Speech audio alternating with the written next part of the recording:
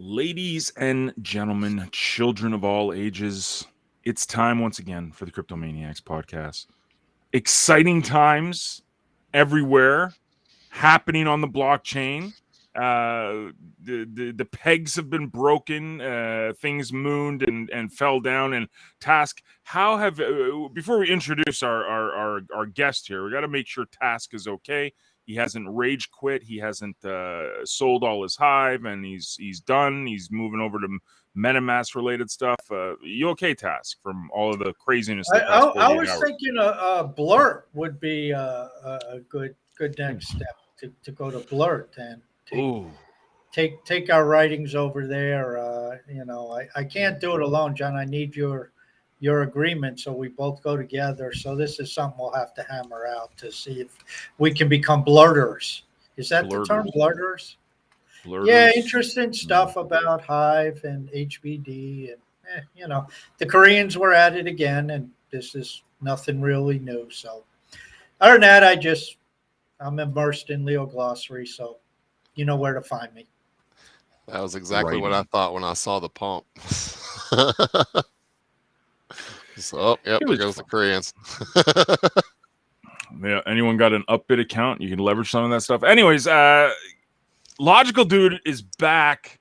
Returning guest, slowly creeping up as being one of the higher returnees we've got in the show.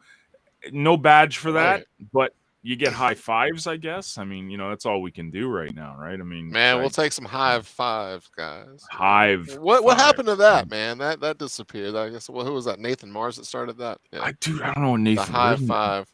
Nathan, man, where are you? Dude? That was when we. Yeah, man, Nathan's like he's been. I miss him. I see him poke around and upvote every now and then, but he goes on hiatus. Yeah. I think he overwhelms himself and he needs a break. Yeah. Well, I'll tip my hat to him. I mean, I've met this guy in real life at Steamfest, and he's just a genuine dude.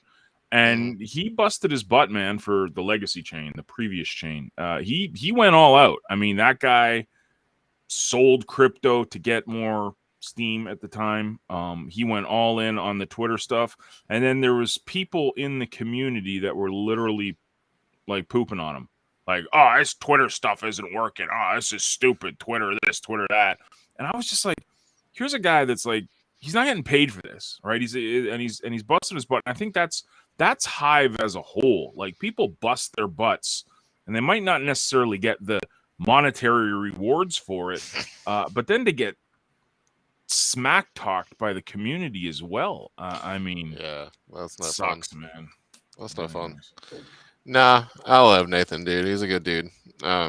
So had some side chats with him and stuff. So at the last virtual Hive Fest, I got to talk to him a little bit. So wish they were doing that again. That was fun for those of us that can't, go to Europe at a whim in the middle of a bear market during the middle of a global meltdown. Yeah, or that was poorly planned. Sorry. Yeah, you need shots. And I'm not getting my shots. Yeah, no. None of that. You rebel without a cause. I do. I just, without getting too political, the flu vaccine has been out for a decade. I never got it. Why? Because I never got the flu. I haven't gotten a vaccine since I was a young kid. Dude, I got a vaccine. It's called Awesome Vaccine. That's what I'm filled with. No? Okay. No, that's called bourbon. Bourbon. Well, no, H2O. Yeah. The grandpa's cough medicine, Anyways. So logical. What I mean, John has failed to announce our guest. This is Logical Dude for those who don't recognize the face with the name. John falling down on his duties here because he's sidetracked. I don't know what's up with them. The dogs, and I think he's flustered by HBD's pump. I don't know. I'm surprised he knew about it, to be honest with you. It's the first thing he's talked about prices in about 6 months that somebody else didn't bring up. Couldn't get away from it. And then you mentioned Hive Engine going to shit, and that's probably 40 gray hairs on his beard right there. Yeah. Just listen to the Blaine bitch. Yeah. It was fun. It was an adventure. Now, Logical can attest to that, as he's a fellow Hive Engine witnessee. Yep, still yeah. living it. Watching the database rebuild right now. It was a Forgot gong to show, start up man. an extra screen, so now I can't like shut down my computer. I just gotta let it go. We actually started another witness. We have CTP Lite now, so we have a Cool. light node on Hive. I haven't messed around with any of the witnesses, so with the bear market, it's like it's doing good to pay for itself. So we're gonna just kind of keep this one running for now. Got some other things running that I'm focusing on at the moment. So there you go. So what you been up to, man? What's on the agenda? Man, trying to survive, really. After UST, or like you shit is what I like to call it. To crap the bed. Yeah, that took a massive hit, man. And so I've been kind of rebuilding and just putting a lot of focus into the actual projects and just trying to make sure that everything's technically sound, all that kind of good stuff. And just, because hey, I'm not going anywhere, man. I believe in the technology. I'm one of the, I feel like I'm old school these days, and it's like I've been venturing out into some of the other chains and I'm seeing how some of the other communities are reacting to things, and it feels like it's just, gimme, gimme, gimme, gimme, gimme, fill my bags, fill my bags, fill my bags, and it's like it's a different, when I came into it from losing everything to a hurricane and realizing the government didn't have my back, and seeing everything, on a fundamental level going to crap. That's what got me into crypto. I saw the way out through Bitcoin. And then, when I got onto the old chain and, it was like, oh, cool, I can blog, because I was trying to find a way out of mining, because that's what I was doing to kind of earn my keep for a while in the crypto space when I got started. And then when I went van life, which I'm actually hanging out at my ex and kids' house for a couple weeks, but while she's out of town. And but got into Steam, and then now Hive and everything, and found my place. Helped us with start off with WeCash and that kind of thing. Just kind of went from there. But what we've got going on, Hive List, been doing a lot of updates on that. Just trying to get the store built up more. Really trying to encourage that e-commerce using crypto and stable coins, really focusing on stable coins for a few reasons. One, the ease of commerce use, because I'm having to deal with, so I let you guys deal with crypto. I pay all my vendors in crypto, my store vendors in crypto and stuff from the Hiveless store. But the people that I got to deal with on the back end, as far as like print on demand stuff and everything, they want fiat. So it's easier for me to just deal with stable coins, with the little pump and dump yesterday of HBD, that was interesting, to watch. And I was like, oh, okay, that's a little weird, because with the way that we're accepting payments right now, basically one HBD is equal to $1 for us, so we can kind of absorb some of that action on the backside of things. But that's what I'm looking at. And when I watched that pump, and it's like you said in your post task, it's like it could easily go the other way too, and that makes me a little nervous on that. But that's kind of the belly of the beast that we're in right now. We're still in a real experimental territory on that. But yeah, we can accept the swap tokens as well, the swap stable coins. So like swap HBD, swap BUSD, swap USDT. Then I can also accept straight up DAI and USDC through the Coinbase app. HivePay was trying to use that, but the WordPress thing went down. And I guess WooCommerce made some changes, and when y'all went version 2, talked to Blaine. There's some lack of PHP dev availability, I think, and money in the background. So I get that. We use HivePay for other things, so I got it for like my vendor pay, my vendor fees and stuff like that. I use it on Blocktunes, which I'll get into that in a minute. We're using HivePay for some cool stuff on Blocktunes. So but yeah, we're just trying to, I've been beefing up security, that kind of thing. Just trying to make sure everything's safe and sound. And we're going to start doing some marketing pushes once the market kind of gets a good solid turnaround and people start getting some interest back in crypto, because there's no interest in stuff right now. It's just, the interest is very bare. Time to build. Yeah, great time to just kind of focus and build. And with this, with the projects that I'm working on, yeah, it's a great time to just get them all right. really kind of honing down on a lot of things too, just kind of because I've had so many little things floating up in the air. I'm really just trying to focus in on the ones that I really want to focus in on, basically Hive List, Blocktunes, and CoinLogic. So I'm going to be using Hive Hustlers just as my curation account, my primary curation account at this point, just building that up for the community and that kind of thing, doing the com payouts through that, and doing the occasional, like, maybe once a week personal development post. I've been kind of going through and testing the waters with different styles of posts and that kind of thing. Videos really weren't getting me the return that I was for the time and that kind of thing when I was looking at the analytics and stuff like that. There was definitely more just like, follow up votes than there were actual views, and that stuff takes a lot of time.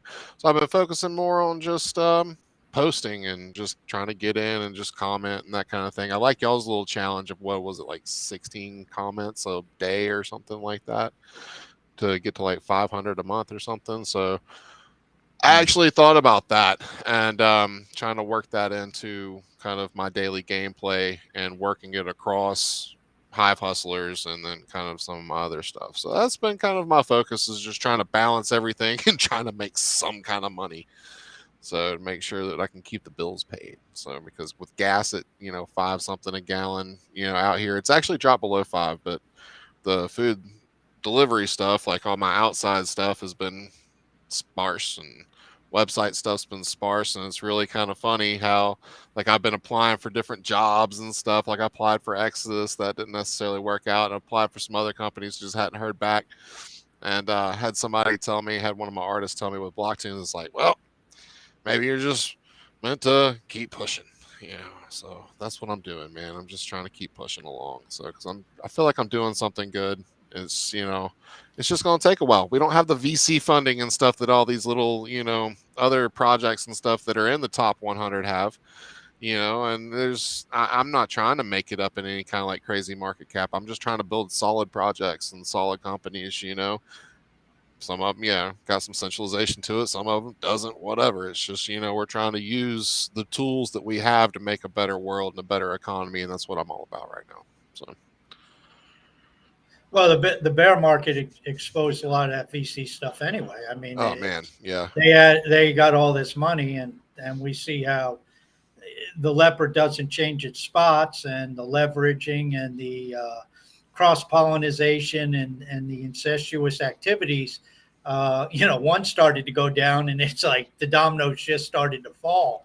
It happened quick and hard, and that's the way Wall Street operates. They keep pushing until it breaks, and that's where I've always felt, and especially, I mean, you mentioned my post logic about HBD, and that's my point with HBD, is we need to keep building around it and keep expanding it, and create the funding and investing, create the exchanges, create the derivatives, create the payment systems, create all this stuff that adds inherent value to it, not just some monkeying around with tokenomics. And I think that there, across the board, that's been the case in cryptocurrency. It's like, well, forget making my project better. I'm just going to adjust and do token burns or do this or do that, and that'll send it mooning.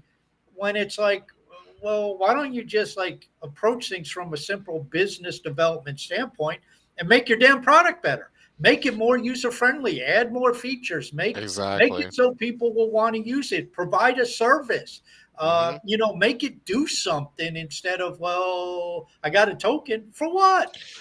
That's my argument with like NFTs. And you see during this bear market where those went. I mean, that market died. Like, I'm talking worse than the Beanie Baby craze ever did. Beanie Babies at least took a little bit of time to dive down. That just straight shut. Was that a surprise to anyone? You know what I mean? Like, no, no one that like understood that was gonna the happen. use case was kind of like, yeah. That's why I'm still pushing on with my music use case with Blocktunes. So I guess I can talk about Blocktunes now, but because that's a point right there, is being able to utilize these things for something other than just like, hey, I got a token.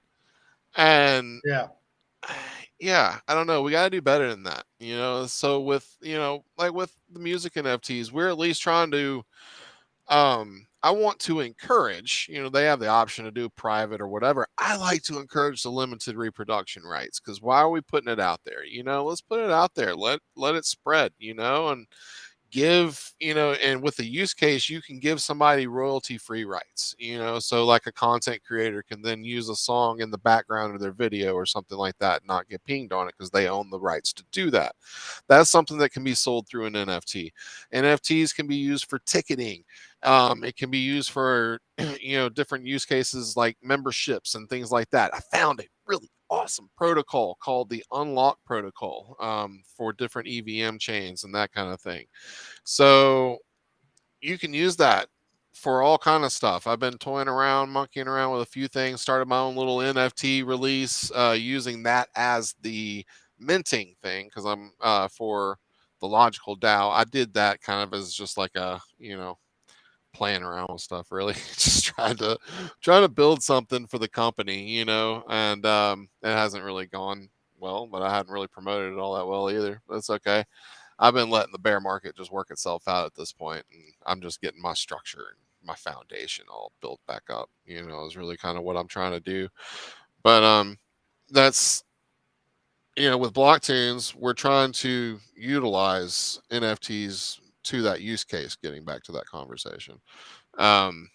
People, I want to be able to sell tickets for events. So like we're partnering up with like Game State one.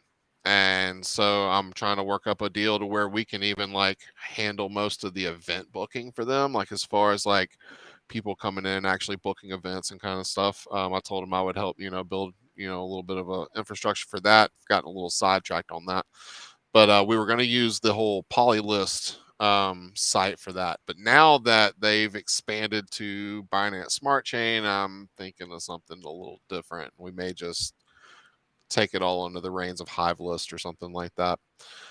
But yeah, so I want to be able to have like live metaverse events, or even do eventually down the road live physical events and concerts and stuff, but do all NFT ticketing, because I think that's a brilliant way to handle your ticketing and that kind of thing. But yeah, NFTs they have other purpose than what they've been used for, and so I'm trying to bring that out. Real estate's another good one, and I was supposed to have a project I was working on, but they've kind of fluttered into the stratosphere somewhere.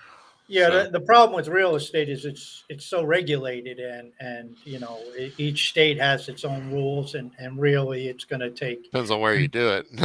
What company I was dealing with was out of Africa, so that's true too. That's going to be a great test subject on how to do that. But yeah, I've been watching on the regulations on how to deal all with that. Have you ever tried to go through the Edgar system for the SEC? Yes. Complete pain in the freaking butt.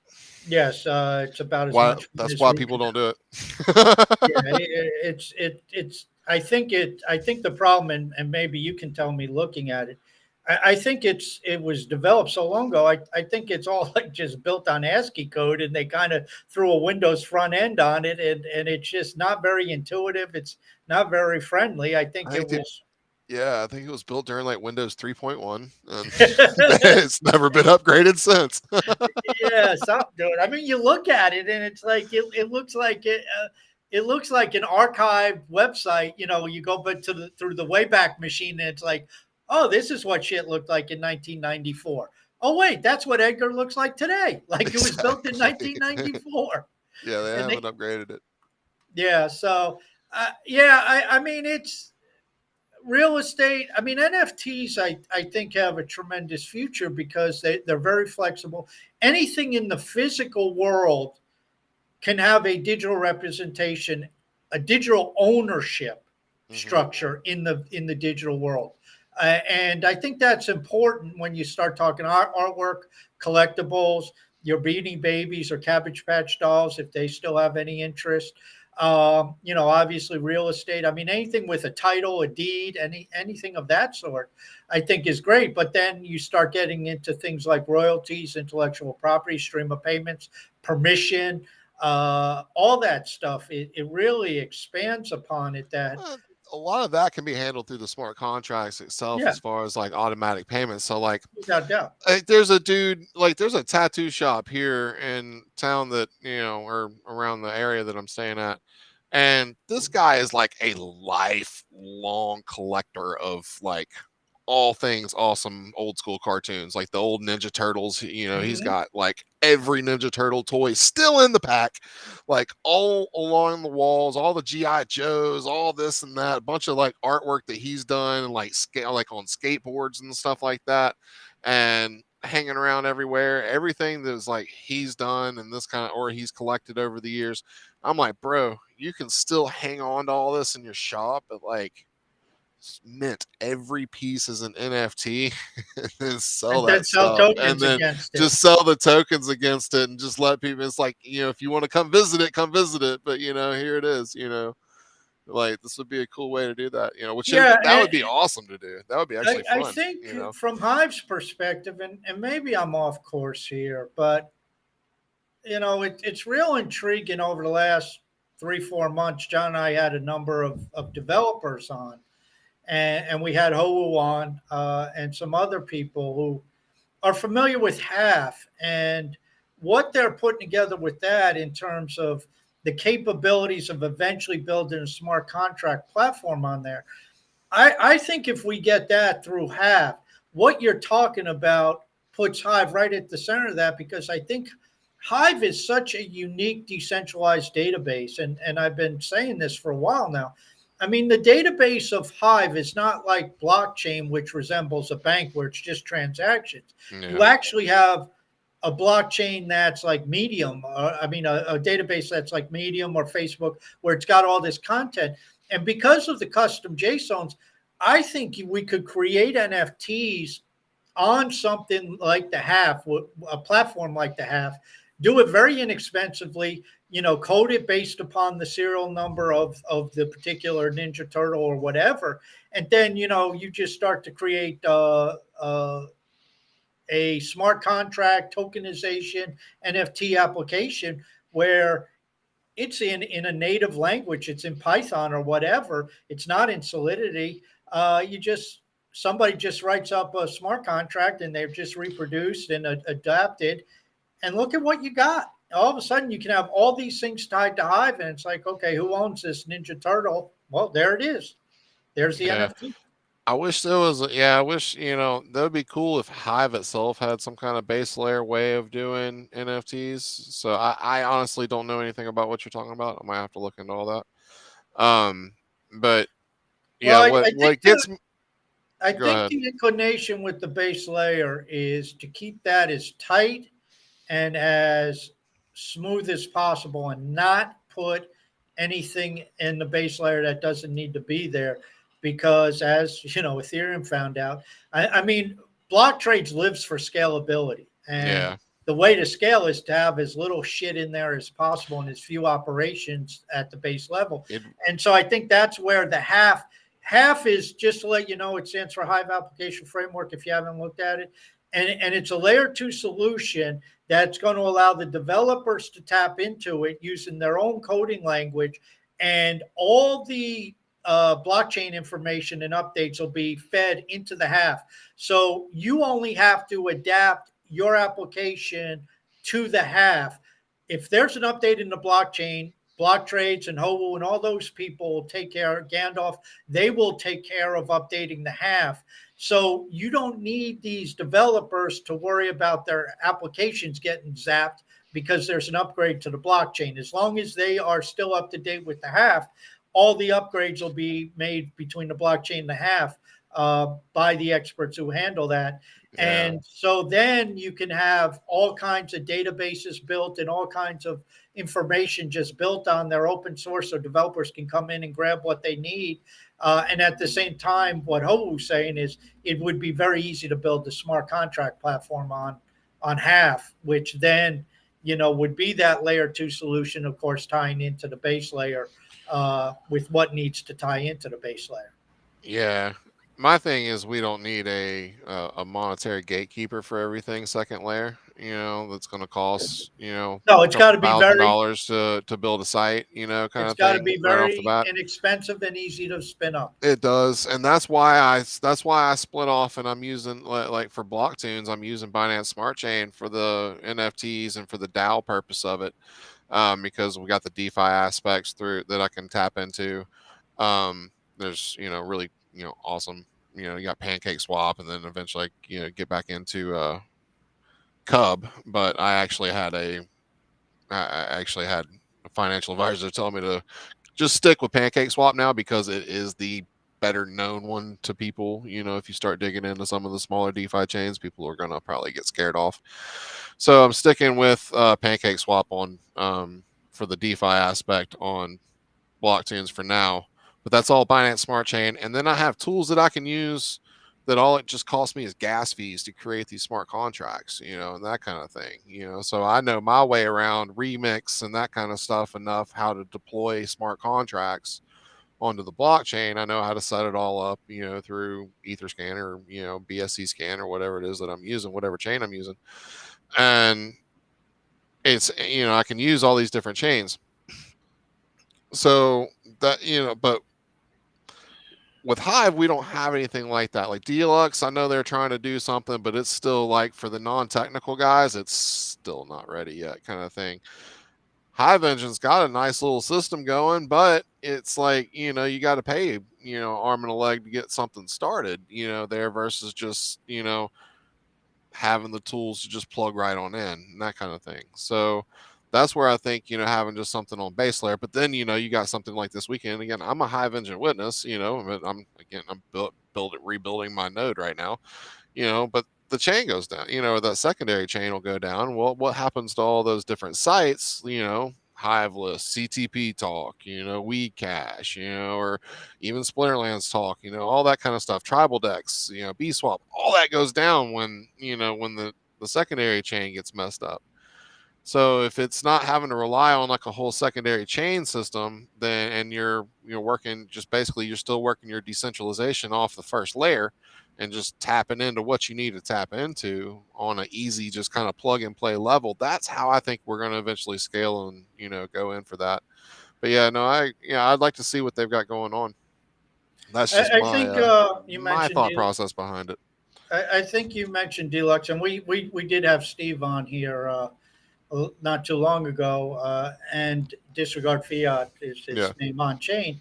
And, that honeycomb architecture that he built, it's technical, and the Speak Network guys are really tapping into that.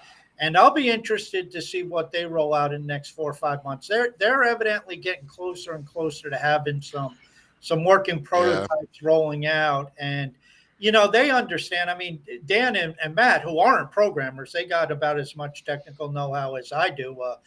Maybe we can use Markdown. That's about it.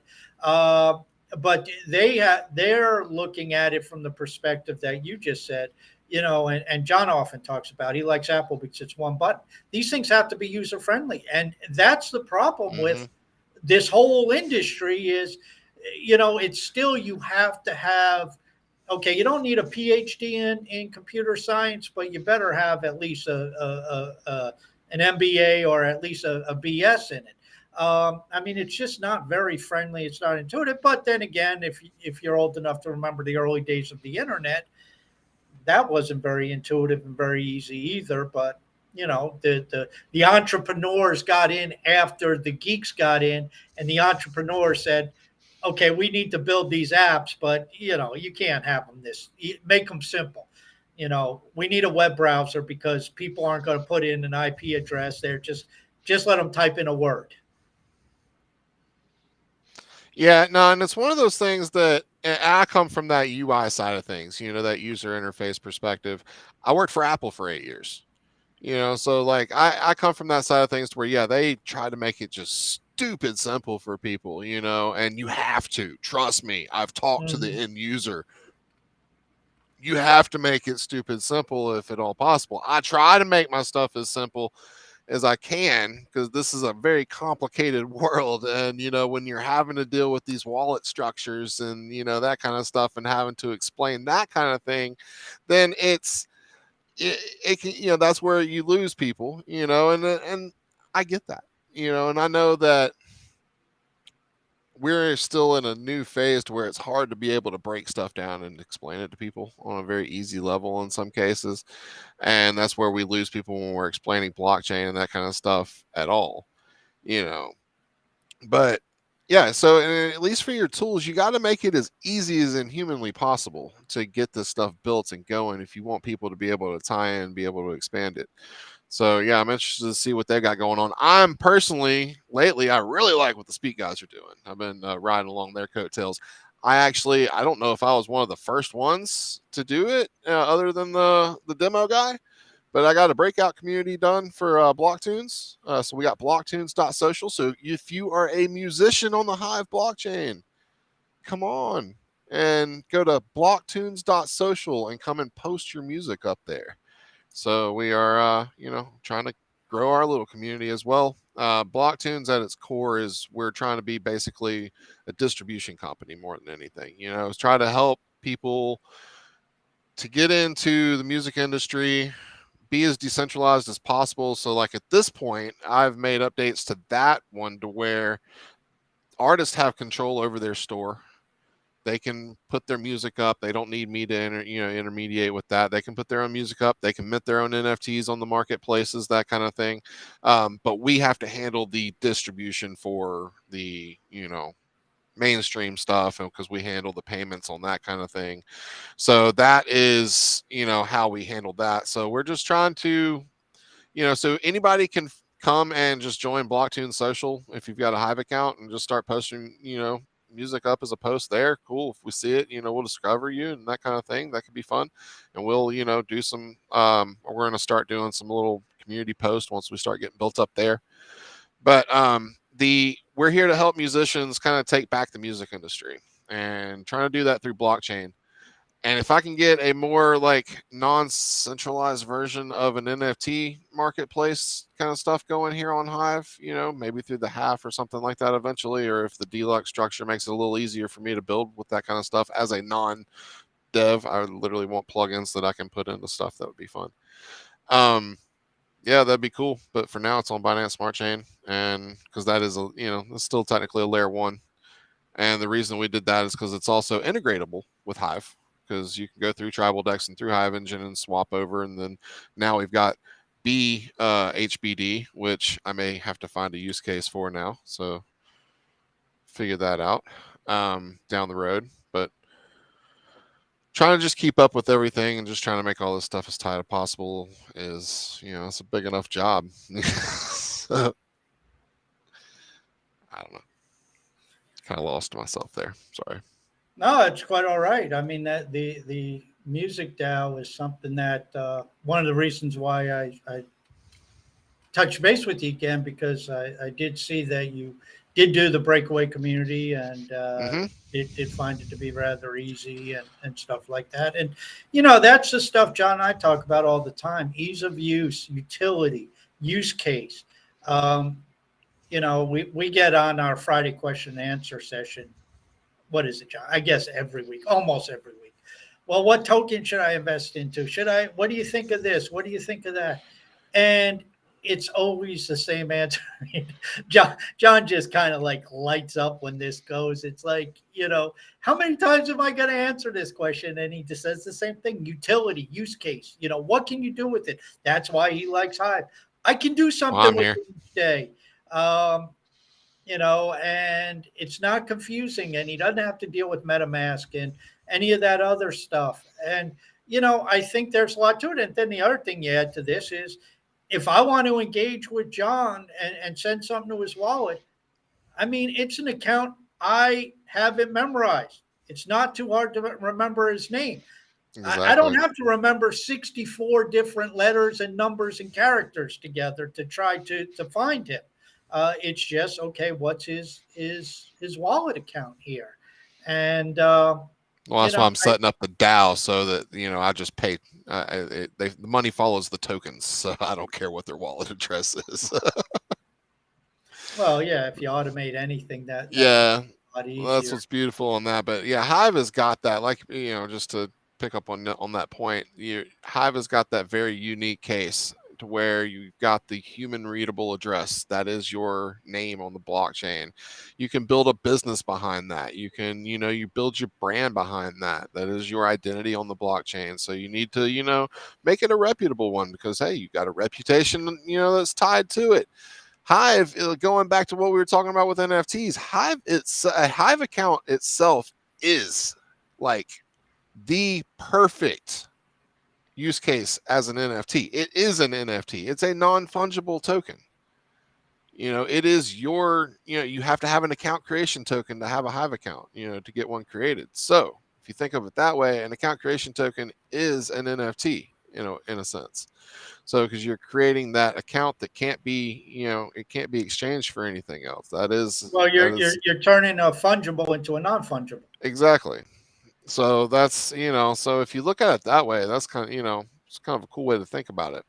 So that your entire account is basically non-fungible. It's a non-fungible token that contains all of your data, and that is your account that people can just send money to. That is your own little personal DAO.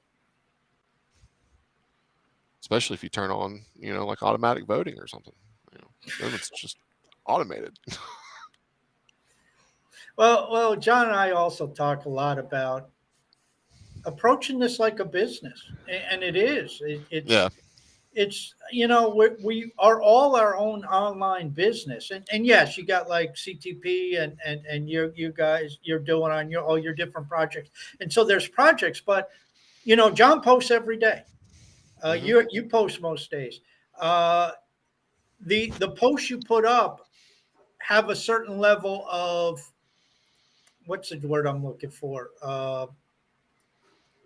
Quality. And it's not just, putting up a picture of your shoe or something.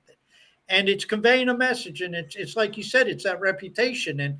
And so if we take, somebody as an NFT, I'll use John as an NFT. He does 3 shows a week. He's one of the primary members in CTP, Hive Witness, Hive Engine Witness, blah, blah, blah, blah, blah. All of it is tying into his dedication and his value that he brings to the blockchain. Exactly. And yes, you can look at his wallet and say, oh, it's worth this much and that much and whatever. But at the end of the day, if John does something, there's a certain following that he has based upon what he's done the last 4 years that, if I go to, they call me Dan, or if I go to Starkers, if I go to somebody and say, what do you think of John? Obviously it's his actions on the blockchain that they're going to draw the conclusions from for the most part. And they'll have to know this guy's dedicated. This guy's Hive through and through. This guy is somebody who's on our side, sink or swim. And I think that is something most people overlook. Wouldn't you agree with that, John? Oh, man. There's a really good book I read probably about a decade ago. It was called Social Woofie. It was by this author. Her name was Tara Hunt. And that's what she spoke about. Now, this is Web 2 stuff, right? But she said, you got to look at yourself kind of like a bank account, right? And you're putting deposits in constantly. So your Twitter engagement, your Facebook at the time, right? Like Instagram was just getting started back then. But all of these little things you were putting into your bank, putting into your bank, putting into your bank, putting in your bank for the potential that you'd need a withdrawal at some point. And if you're just taking out all the time without putting in, you go into debt. You don't have anything left. So her argument, and just kind of what you're saying, Task, is like people don't get that on this blockchain. They think that they can just come in, get a couple whale upvotes, call it a day. They've made a living on it. Well, it doesn't work that way because there's a social aspect to it. It's not a 64-character name attached to it. It's Taskmaster 4450 LE at times. So, you build that up by constantly depositing value. So you have a portfolio of value, we call it CTP. You have this portfolio of value that people, just like you said, Starkers, and they call me Dan, can look at your portfolio of value over time and say, oh, look at that. A whole bunch of deposits of value. Not many withdrawals. So that's how I look at it. As you're looking at it as a business, yes, but you're looking at it as like a what's your reputation? Like you were talking about, Logical. We have that reputation here on Hive, but if you're constantly just withdrawing without depositing, you're not going to go far. And this isn't like, oh, it's going to take 3 months. This is years. This is years of dedicating yourself to growing the relationships, growing the reputation, because you're constantly adding for the and I just had to go through that. I mean, I just moved into this new house. I had friggin' you name it problems with this house since we got in. I had to power down. So there was no one going, oh, look at this scumbag, cashing out. No, I needed a couple of weeks to be able to get these repairs that were not, and that was because I withdrew but I deposited 4 years of effort. Yeah. So, if I could jump in, John, you're talking based upon this book from long ago, though. That's the financial aspect of things, and certainly that plays into account. But you're talking even a step beyond that with the social, or are you tying the social into the financial? Well, I think that's what's unique about Hive. It does tie them both in. Okay. Because like you think about it, like you're not gonna have. You might come in with 1 million Hive power and then be, people everyone wants to follow you and try to get an upvote from you. You can do that.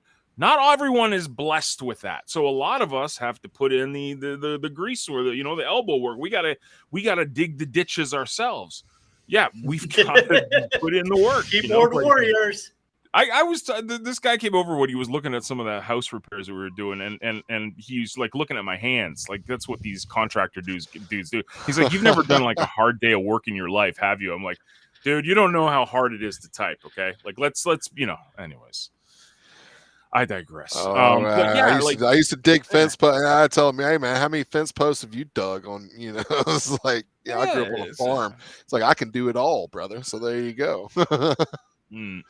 No, people don't realize how mentally draining stuff like this can be. I mean, it's like, hey, I don't know how you guys do it sometimes. I've been trying to do 3, 4, 5 posts a day kind of thing. With video, I can't do it. I could do some stuff, but it's like, I can't, it's hard to keep up with that, plus trying to curate, plus trying to run all this other stuff that I run. It's just, Task is a machine, dude. He is, He is. When I get back on the East Coast, I'm gonna figure that out for myself one day. I got a question for you though, Logical. Harrington, when you were talking about the block tunes and stuff, he obviously said he made some beats, so I'm assuming that he's doing like production work. He wanted to know if something like that would be okay on absolutely. That's what I said. I think it'd be fine, but yeah, we're all about, I'm actually getting ready to do a whole, my goal is to do a whole producer, like a loop pack, NFT collection, or, like a producer pack. Like if you're producing samples or whatever, if you got backing tracks, you can put it out there as an NFT or something. I'd love to see that kind of stuff. Like that's, absolutely. Yeah, no, we're all about, sharing anything musically. I'm going to throw this question out to both of you, because John, I don't know how much he stayed up on it, but John has background in the music business, firsthand experience. And we know Napster, let's call it for what it is, came up and totally disrupted the record I was industry. One of the cease and desist letters from Metallica. Me and my buddy, we were running a hella download show. So we know Napster came in, and then Apple was able to really sneak in, and they basically had the record companies over a barrel. Now, still do.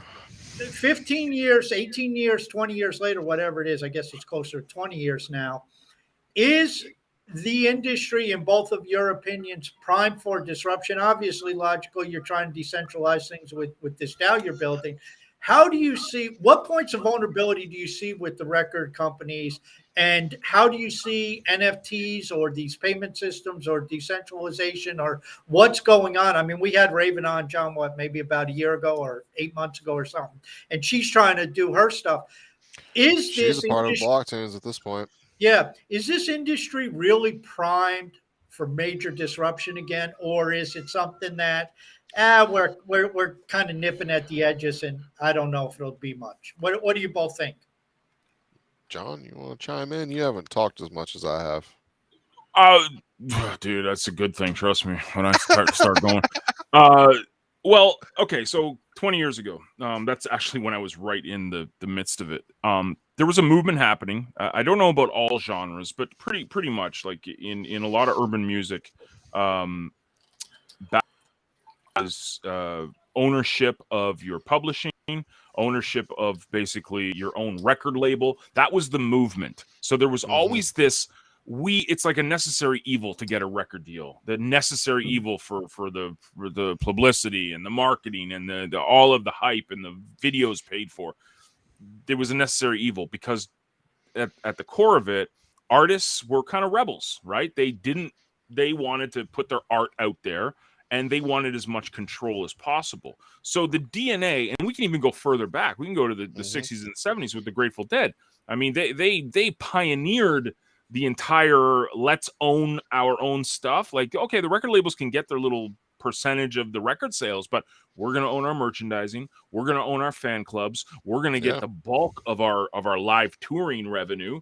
And so that was kind of that culture in music, and you saw it, especially the Napster, the LimeWire days, where some artists like Metallica, like you mentioned, were very anti, like, oh no, we own the publishing, we want to get paid. And then other people were like, nah, man, go ahead. No, because you know what? I'm not going to make money off the record sales. I'm going to make money that you're downloading my music, and when I come to your city, you're going to pay $50 a pop to come and see me live.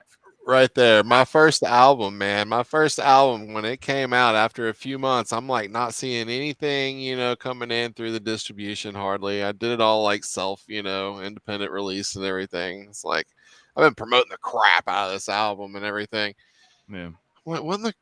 So I started looking it up, and dude, that thing was on Mega Uploads actually what I first saw was somebody had put it on YouTube with this weird looking video, and it's still up. I had one of my songs up there. But yeah, it's just I don't know why they put the back that they did, but anyway, it's weird looking. But yeah, I was like, well, how the hell did they get on? I guess they bought it, whatever, and did this. But no, I went on to Mega Uploads and I looked, and oh yeah, it had been downloaded a lot, and I ended up digging in, and I ended up finding like the IP of the guy that uploaded it, and so I ended up finding a way to contact him. He was like, "Oh yeah, it's been downloaded a lot. It's like over like 15,000 times or like 20,000 times." I'm like, "Cool." He's like, "You want me to take it down?" I'm like, "No, let it roll."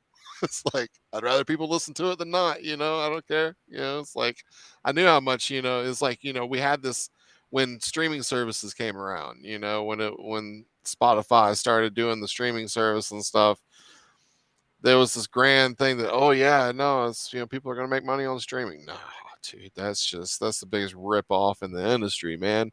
Yeah, and it's just it gets it to where nobody owns anything anymore. It's kind of, I guess, that whole elitist plan in the long run, but they don't want you to own anything. They want you paying their little membership fee, and you just listen to the music. You don't have any rights to do anything with that music whatsoever. Can't tell you how many times I got the call working for Apple. I can't use this song in iMovie. Well, do you have Apple Music? Yeah. Did you download it through there? Yeah. Well, you can't use it. You got to buy it. Huh? Oh, okay. Well, then they go and buy it.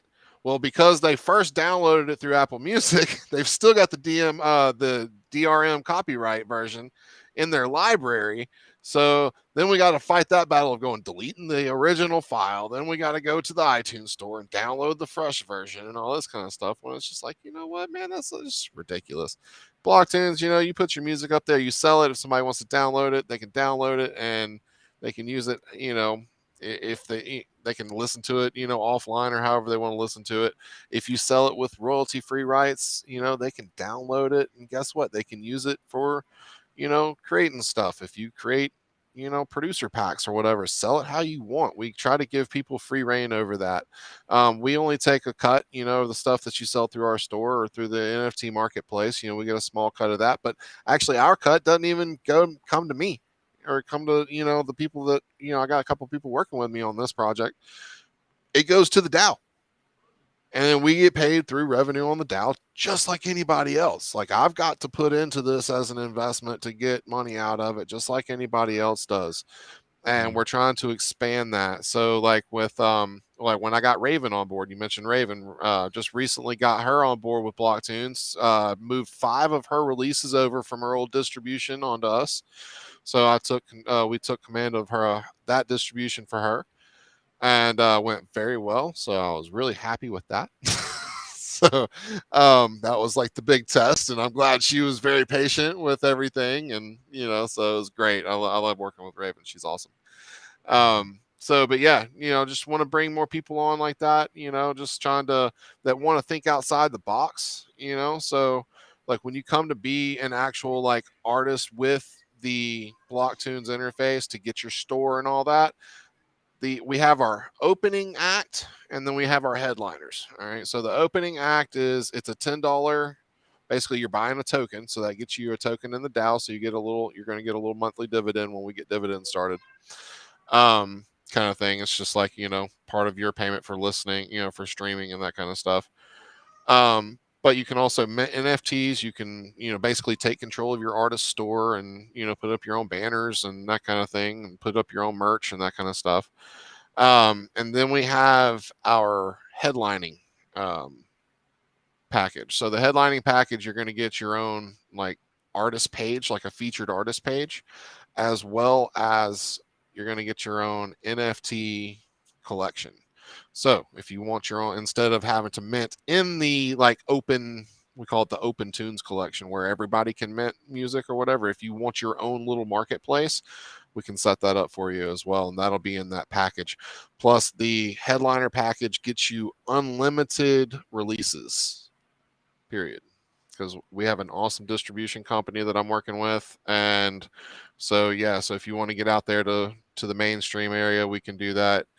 You pay a one-time lifelong fee. We put that to work in the DAO, and that's going to continue generating what we need to kind of keep things running on that. So trying to be as transparent as humanly possible with it, trying to do something a little different. The headlining acts, we're also going to give a governance token for the DAO. So you will have a say-so in the treasury and stuff of the DAO as well. So there you go. We're trying to open it up, let the artists take control of their own distribution of the industry, that kind of thing. So that's kind of what we're going with. And I feel like that's the kind of stuff that NFTs can eventually get us to. I think we just had to get through the Beanie Baby phase first, and I think we're done with the Beanie Baby phase. Well, actually, use case, heaven forbid. Where does, and again, this goes out to both of you, where does the problem lie in the music industry? Is it with the record companies in their control, or is it Pandora and Spotify in their control, or is it both? It's a combination of all those. So, oh yeah, sorry, I saw John's comment. So anyway, yeah, kids are going crazy. Anyway. You see him, he's signing now. You got to teach him sign language. But yeah, so with the music industry, what I've found over the years is that it is a combination of both. Is they take a nice hefty chunk out. So you've got basically, so if you're going through a recording company, they loan artists money to do a project. They want that money back, and they're going to own that, record and everything. That is basically their product to do with as they want. And so an artist, what some artists don't realize is when they get this record deal and they get this nice chunk of money to do these, albums, is they've got to live off of it. They've got to pay the studio time. They've got to pay for all, their little people and this and that. So when you see all these little dudes wandering around with art, these entourages and all this kind of stuff, dude, they pay every single one of those guys money. Like artists, if they're doing all that, artists don't make a lot. So it's the ones that it's the musicians that you only see on tour that are ones that are probably actually doing very well for themselves. It's the ones that are out with all the bling and the flash and all that. They're usually renting most of it. It's like just for show because they don't got the money. They got to pay it back to the record companies. That's the record company's money. And so the record companies basically own artists, and they give you like no say so over your own art and creativity. They tell you basically what to do and how to sound and what to be like. And I've always just given that middle finger to them, And even when I was running, I was running a site called dnbunited.com for a while, and I don't even know if that thing still exists. If it does, it's probably garbage.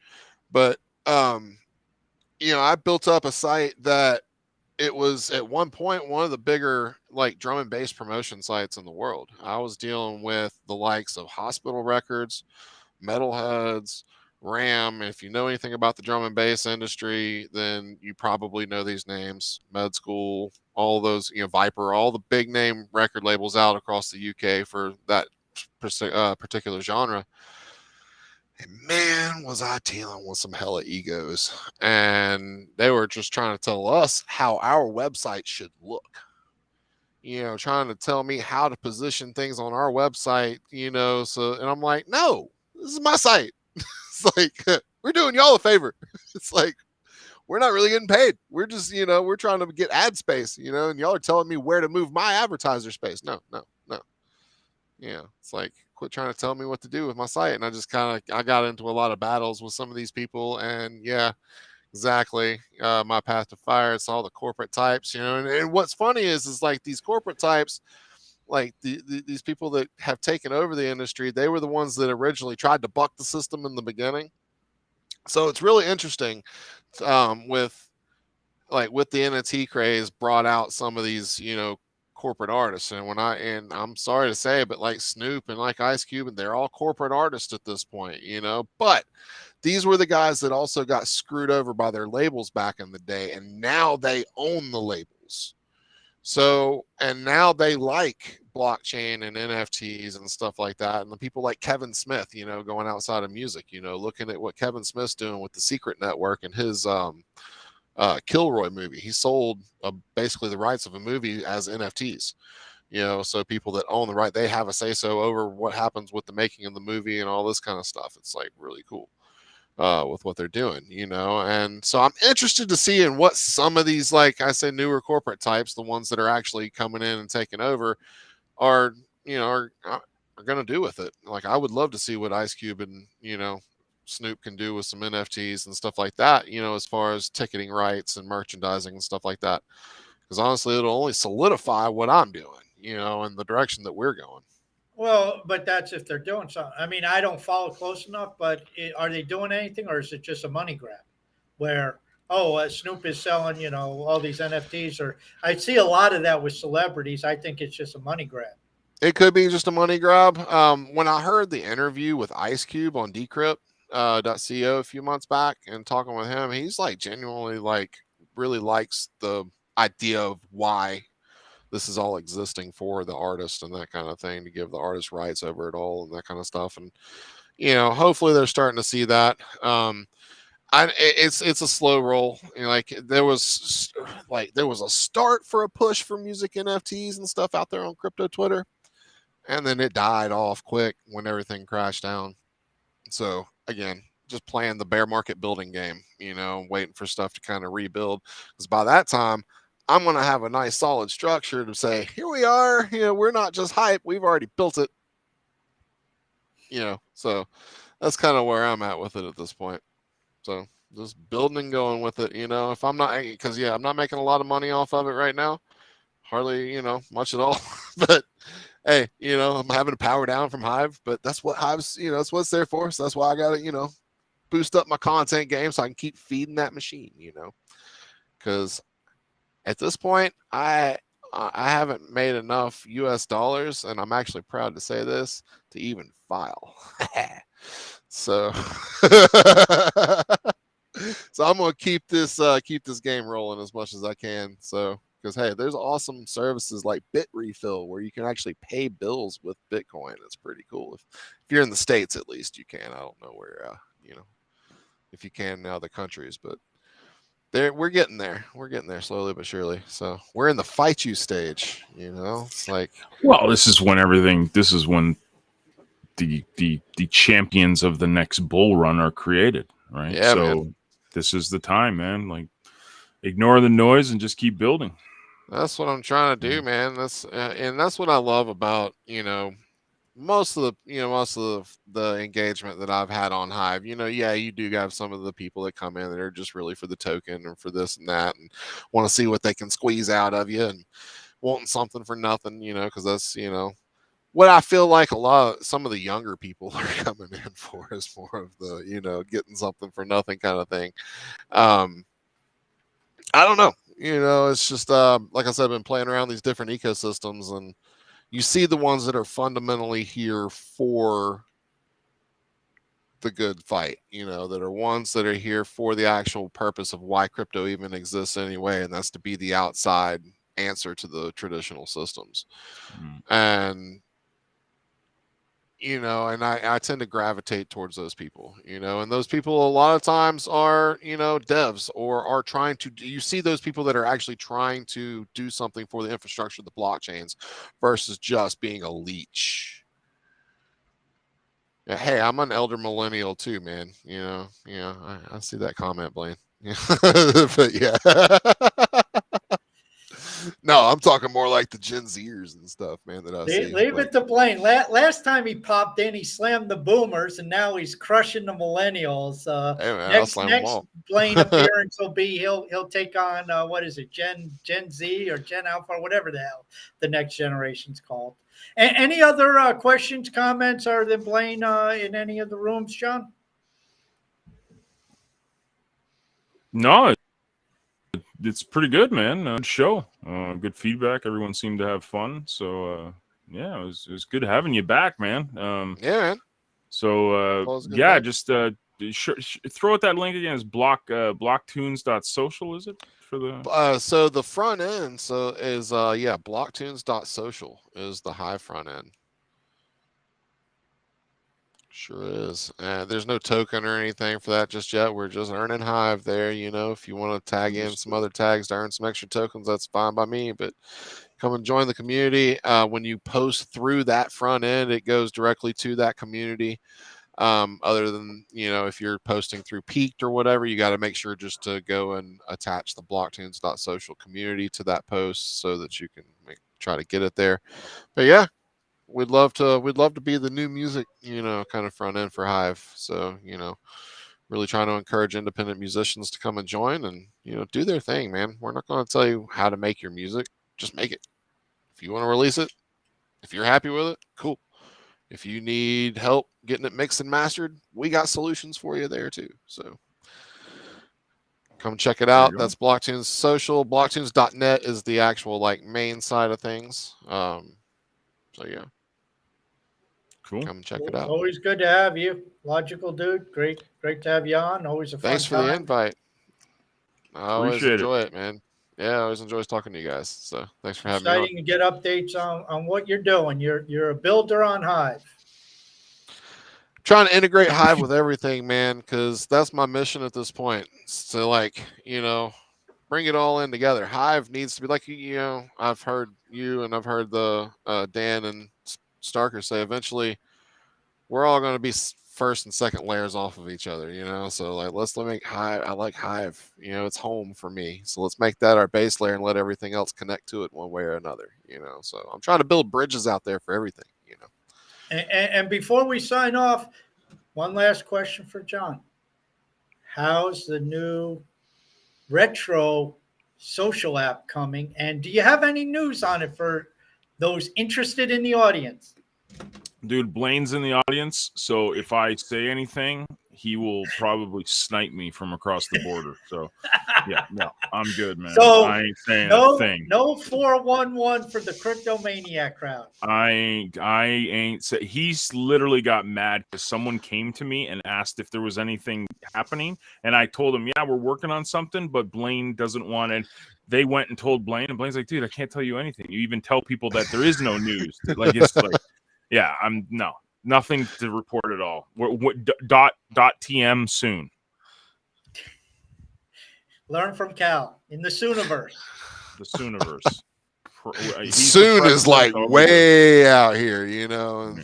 It's when the sooner comes into play is when it gets into the solar system, you know. It's just relative. Are you looking at things in the crypto world, or are you looking at things in an archaeological time frame where 10,000 years ago was just like yesterday?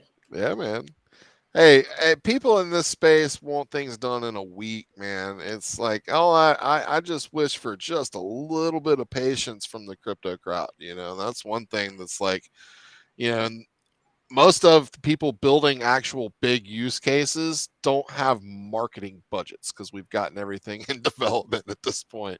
So, you know, yeah, so we're not getting big marketing pushes. It's all the people that have a much bigger marketing budget than a development budget that gets all the noise, and then you see what happens. Where's all these products? You know, like where is all this stuff that's been coming out? Where are these 15,000 different coins that are on CoinGecko right now?